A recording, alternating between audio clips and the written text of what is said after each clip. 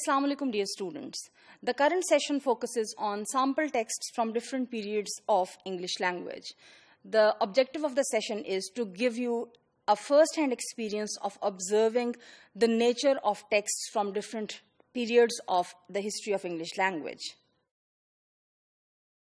Well, my dear students, a lot of linguistic change occurred in English language over the times. Through the times, the change that occurred, if we trace it back in the history, we can see that actually not only in terms of spellings, but also in terms of pronunciation and in terms of syntax, as well as in vocabulary, the language of one period differs from the language of the other period. To give you a flavor of how the change has occurred, probably it would be a good idea to use the same text that was used in different periods. So for that, I'm going to use a translation of Bible. The first passage is from chapter 15 of Gospel, and what I'm going to do is I'm going to show you a translation from 1961 that is a very modern translation. My dear students, here on the screen, you can see the text. And the text is very easily readable for us.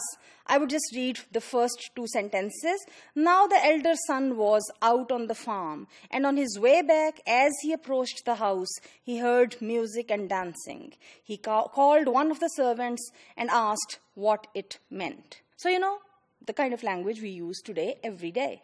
This is a continuation of the passage, and I would just read the last line. Your brother here was dead and has come back to life, was lost and is found. So, the language that is used is very familiar language.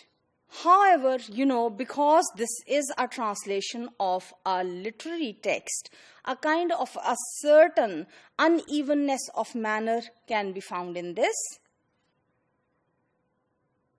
So, we feel uncomfortable because of that unevenness, because this is not everyday text. This is a text that is religious.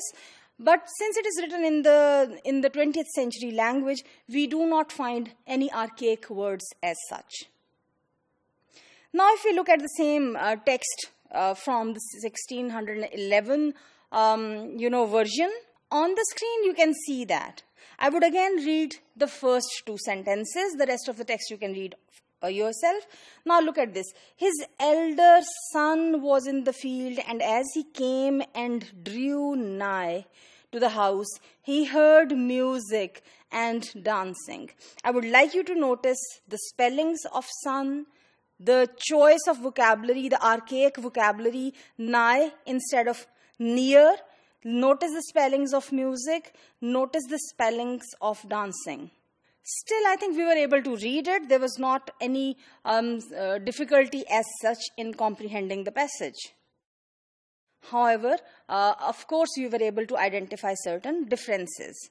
The first difference is the use of archaic vocabulary. As I pointed out, the word archaic word nigh, that means near. There was another word broke, which means violated. The word commandment, that means command or order. There is another word that looks familiar but has an unfamiliar meaning. The word is living. The first thing I'd like you to notice is the spelling. Instead of V, a U is used. Secondly, its meaning is different. It was used in the sense of income, or in the sense of property or possession. This sense still exists in certain phrases, for example, to make a living. Other differences are in terms of what we call grammar. Thou, thee, and thy. All the pronouns are used. Another thing that you need to notice is, in the passage after thou, the verb comes with the inflection est. So, thou hast. Thou gavest. This is gavest, by the way, this is we. So, use of this particular feature, thou and thy, is, particular in this text. And when we compare it with the 20th century text, we do not find that. In fact, the use stopped in Shakespeare's times, though till Shakespeare's times it was used. Also, the passage uses which, the word which, thy son which hath devoured. So, this use of which for the son, this is how we do not use it. We use who for that. The spellings of passage are also quite modern, and we can understand apart from, as I have already pointed out, this difference of you and we. Did you notice, by the way, the spellings of dancing? This use of you, which of course affects the pronunciation of the word as well. It used to be pronounced as dancing. The third example I'm going to share is, by John Wycliffe. He's the first person who translated entire Bible and died in 1384. So, the translation is from somewhere in the 14th century, late 14th century rather. Here on the screen you can see the text, and again I would just read the first two sentences.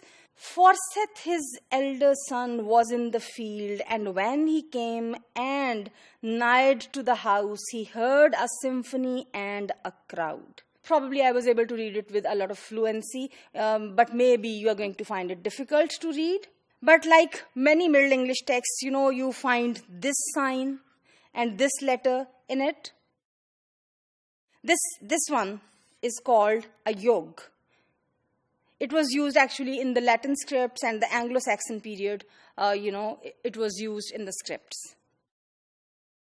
This corresponds with the modern English Y, and drew nigh. It corresponds to the modern G, as probably pronounced like in the consonant German sound ich, this K. So, you probably cannot easily read that if you're not familiar with that. And when it comes to vocabulary, forsoth, roth, that is roth. Actually, later on it changed to roth. These are the examples of the changes in the vocabulary that are not found in modern English this way. So basically what we find is we find these words as strange. For example, the word clapped is actually the word called in modern English. But if we come across this word, otherwise we are not able to identify or recognize. Even if there are certain words that are familiar, their meanings are unfamiliar to us. For example, symphony was a musical instrument. Crowd, fiddle, largely, liberally, this is how the words are used. Plural endings, things, horse, this is used for making plurals, is, instead of simple s or es as we used today. Wherein, plural endings for verbs.